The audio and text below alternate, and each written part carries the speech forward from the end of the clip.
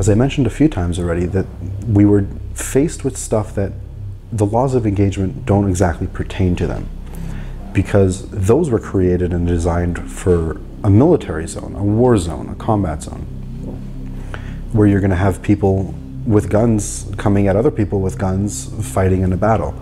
But we were dealing with something completely different. We were dealing with the laws of engagement that don't tell you what to do when there's a kid threatening you. And they don't tell you what to do when, you know, you walk into a house and you have no idea if the house where the family is in at the moment is triggered up to some sort of an explosive device. We were at a moral dilemma. We had, on the one hand, we had these rules that we had to keep, because otherwise we can get court-martialed for why didn't we follow those rules. Meaning, when you go into a situation and you see that you are being threatened, you have to respond in a certain way. It's not each their own. There's a military code, and that's how you have to respond. If you're being threatened, you have to take the proper action that's demanded and respond in force. But at the same time, we're coming in there and we're not being presented with the challenges that we were originally taught or expect. And that was a constant problem. That was a constant issue that we had to deal with. And it would always change.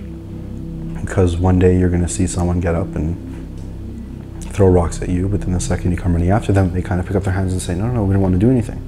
And at the same time, when you're going to arrest everyone who throws rocks, you're going to arrest thousands of people.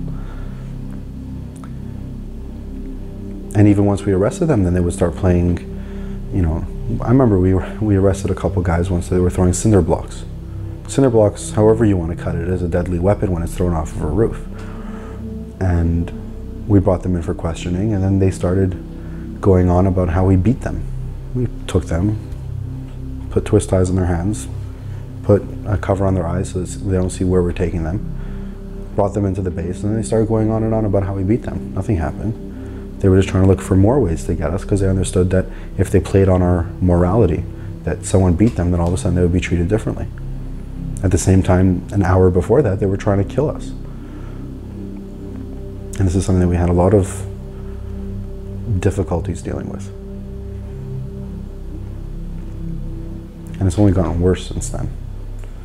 I mean, you have people now that they're standing there with all three of the criteria for the laws of the rules of engagement that have a check mark next to them. The person wants to kill them, the person is close enough to hurt them, the person has a deadly weapon, and they're scared to respond to that because the whole system has been dwarfed. There's an old Jewish saying that if you're kind to the evil, then eventually you're going to become evil to the kind. If you act nicely to a person that his full and sworn intent is to hurt you, which is what we were forced to do, because who's going to shoot a kid? Then eventually he's going to realize that we were the weaker ones. And that's what happens. They realized that we weren't going to shoot them. We weren't going to just, yeah, they had the reason. We had the right, you know, a sink off of a roof, that can do you a lot of damage, but we weren't going to do that. But then at the same time, that only didn't show them, wait a second, maybe these people are actually compassionate people. It showed them, we can take this a step further. Let's start throwing Molotov cocktails at them, because they're not going to shoot us for a sink. What's going to suddenly change when we raise the danger level? When we left Hebron, there was 2 soldiers that were stabbed within a couple of days of us leaving, because they said the last group that was here didn't do anything, so let's raise it up a notch. And they stabbed 2 soldiers. And now there's shootings going on there. Up until a couple months ago, there were shootings happening in Hebron. That didn't happen when we were there. That's an escalation, because they realized that we are handicapped by our morality in a way. Kind of sounds strange to say that you're handicapped by your morality, but that was just the reality of things.